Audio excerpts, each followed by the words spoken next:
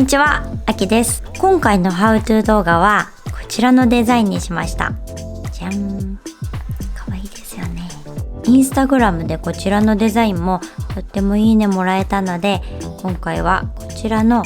お花のデザインでやっていきたいと思います。このお洋服の刺繍のイメージで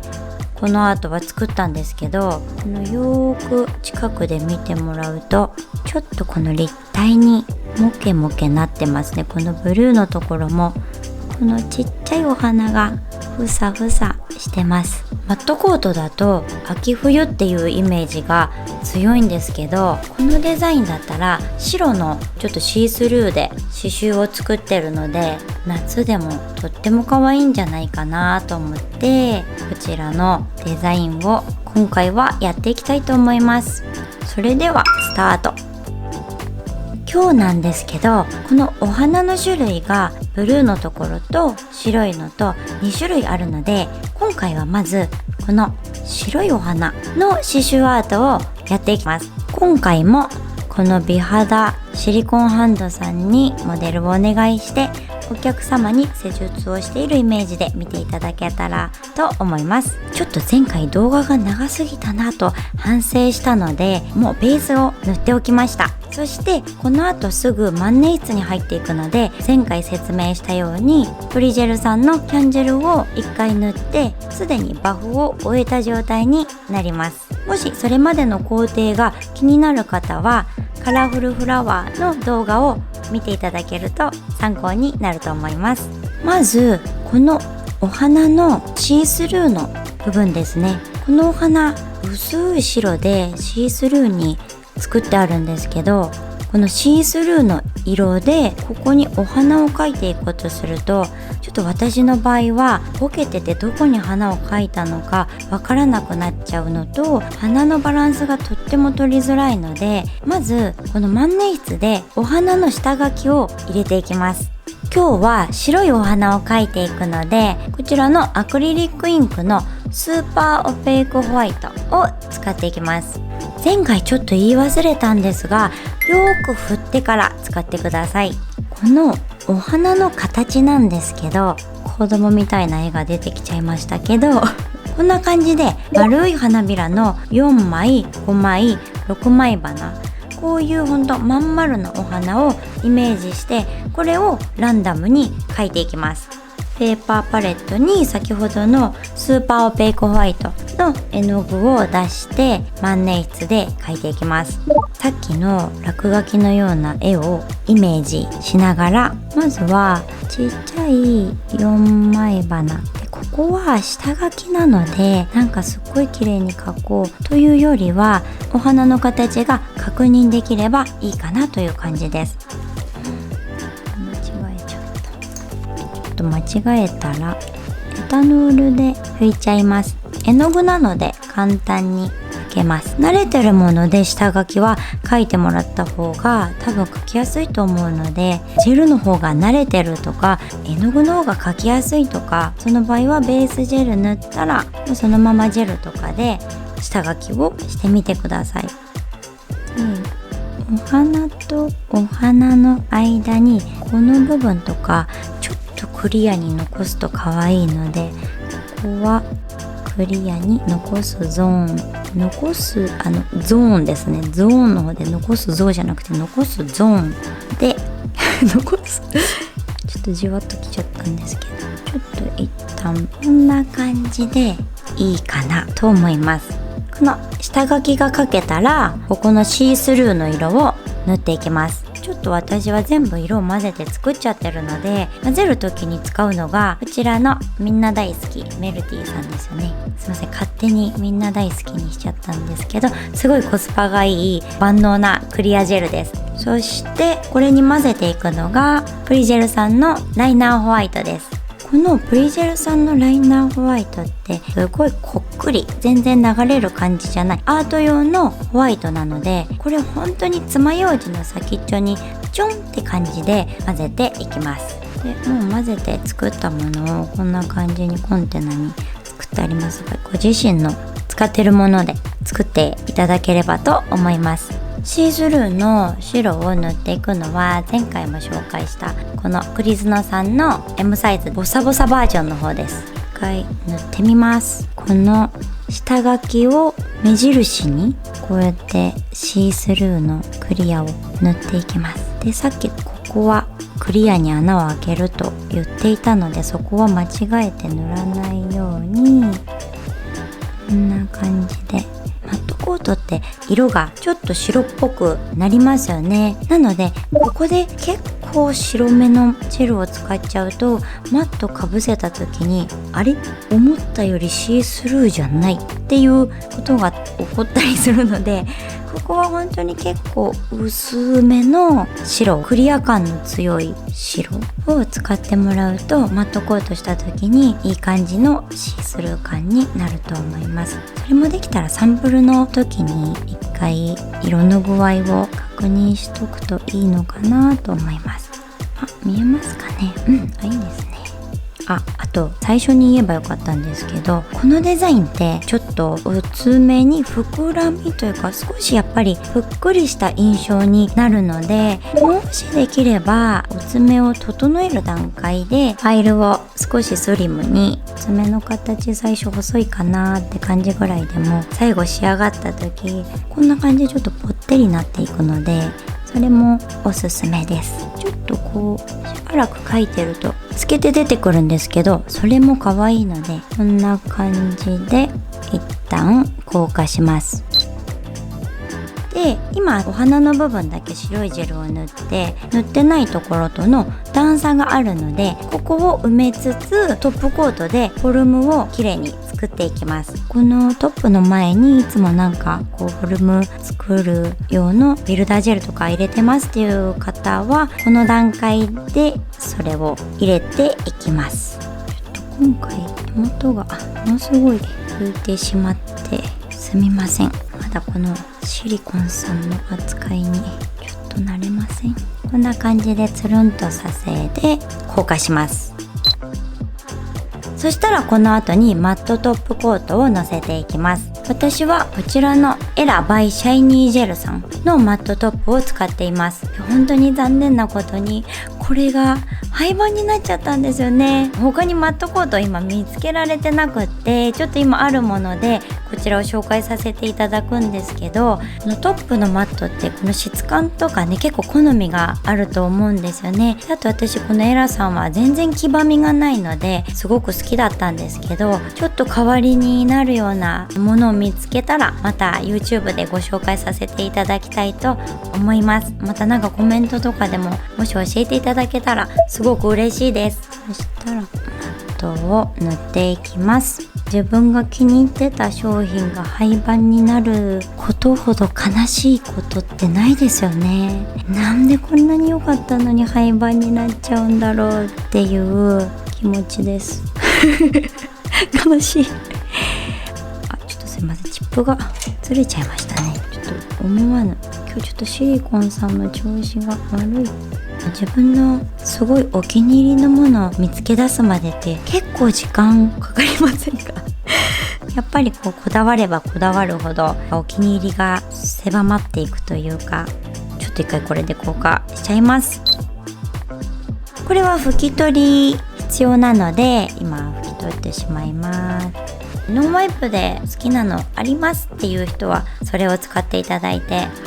マットになりました。エラさんのマットのこの質感とかがいいんですよね、すごく。そしたらいよいよこのメインと言ってもいいところですね。このラインを描いていきます。ラインはさっきも説明したので、ちょっとこちらからこのプリジェルさんから出てるライナーホワイトを使っていきます。そしてこの筆もめちゃくちゃ大好きなんですけど、これもプリジェルさんから出ているスプリット RB100、 これ見てください。めちゃくちゃ細いですよね。極細。やっぱり細いラインは細いもので描くのが一番いいので、よかったら使ってみてください。さっきのこれですね、極細の筆先に今ライナージェルをつけました。細い。これでさっきもうすでに下書きをしてあるので、これ通りにライナーでなぞっていくだけです。緊張する。ちょっとさすがにこの細いの描くのは動画だと緊張しますね。こういうアートを描く時とかってお客様に黙りますって言うっていうか、ちょっと集中しますとか、すいませんちょっと映画見ててくださいとかやっぱり言っちゃうんですよね。さすがにね、この細かいというかお話ししながら描けたらすごくいいんですけど、でもやっぱりちょっと難しくって、でもお客様も本当みんなね優しいから集中して描いてくださいみたいな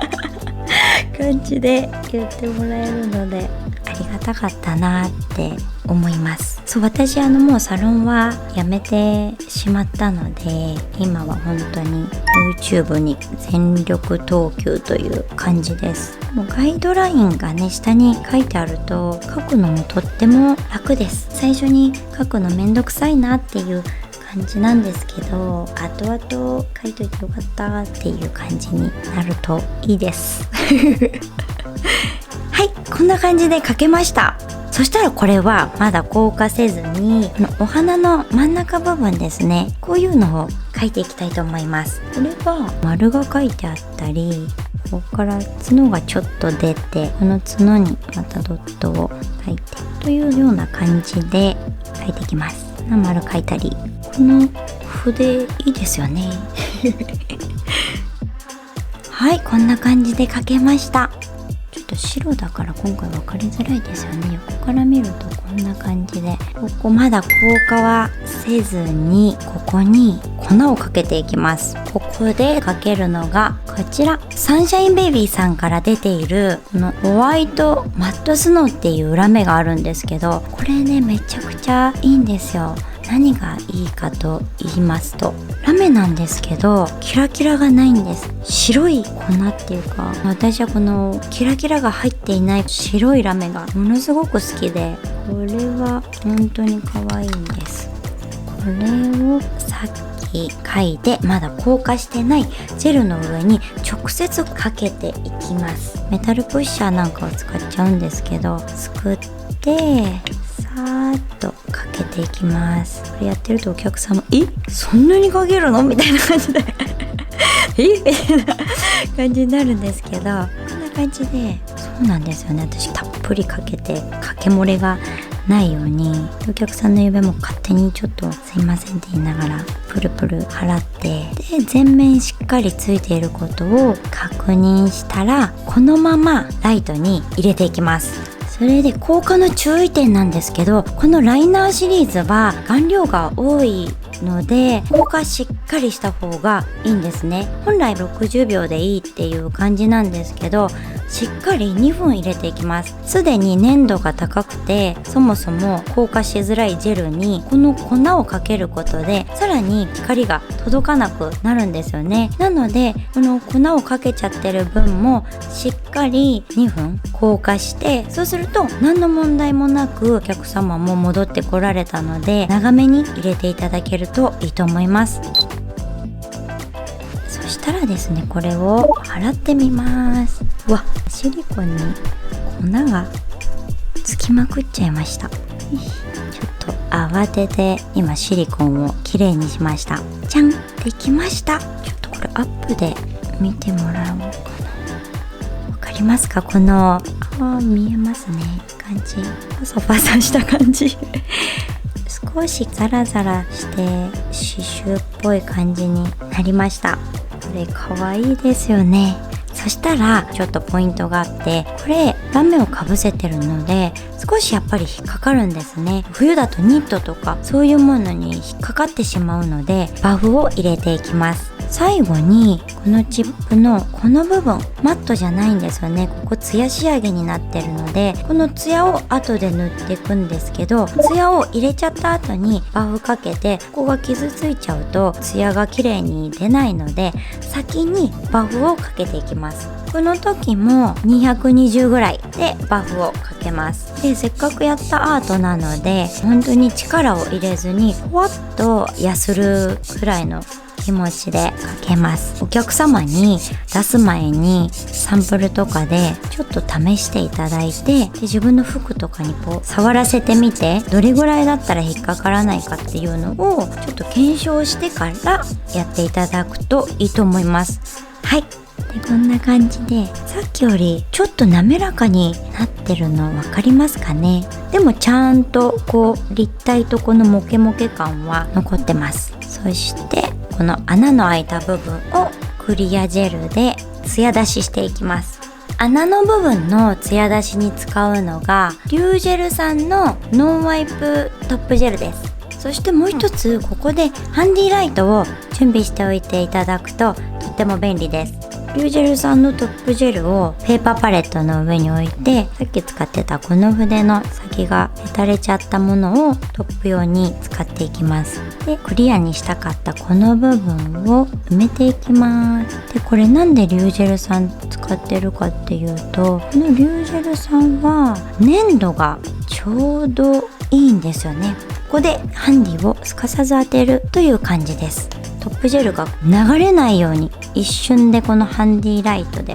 止めていきます。ここで使うトップジェルはサラサラのものだとすぐ流れちゃうんですよね。リュージェルさんのこの粘度とツヤもすっごくよくって、ほんと黄ばみがなくって、そこ結構私ポイント高いんですけど、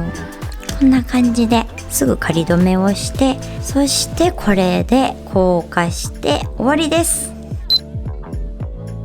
じゃーん。このお花のシースルー感と刺繍のプクプク感とクリアの部分のマッチしたなんともいいデザインですねって自分で言っちゃった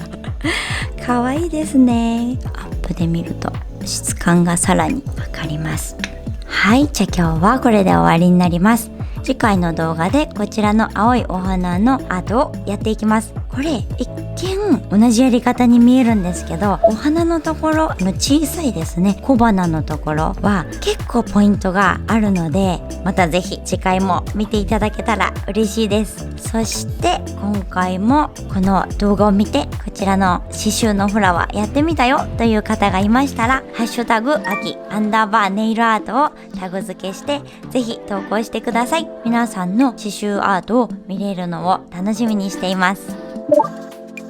今日使用したジェルとラメです。3番のエラバイシャイニージェルさんのマットトップは廃盤のため概要欄にも載せられず申し訳ありません。またいいものを発見したら紹介させていただきたいと思います。次にツールとインクの紹介です。その他必要な道具も一緒に記入してあるので、もし必要であればスクリーンショットしてください。今日の動画いかがだったでしょうか。動画にコメントを書いてくださった皆様、本当にありがとうございました。動画出すまでいろいろ不安だったんですが、皆様のコメントめちゃくちゃ励みになりました。コメント書いていただけるとめっちゃパワーチャージできますので、またぜひよろしくお願いします。今日の動画も参考になったよという方はグッドボタン、チャンネル登録よろしくお願いします。今日も最後までご視聴いただきありがとうございました。また次回の動画も楽しみにしててください。またね。でも昔こういう硬いジェルってなかった時代よ。結構そういう細いアートを描いてたりちょっと何言いたいか分かんなくなっちゃいましたので、ちょっとすいません。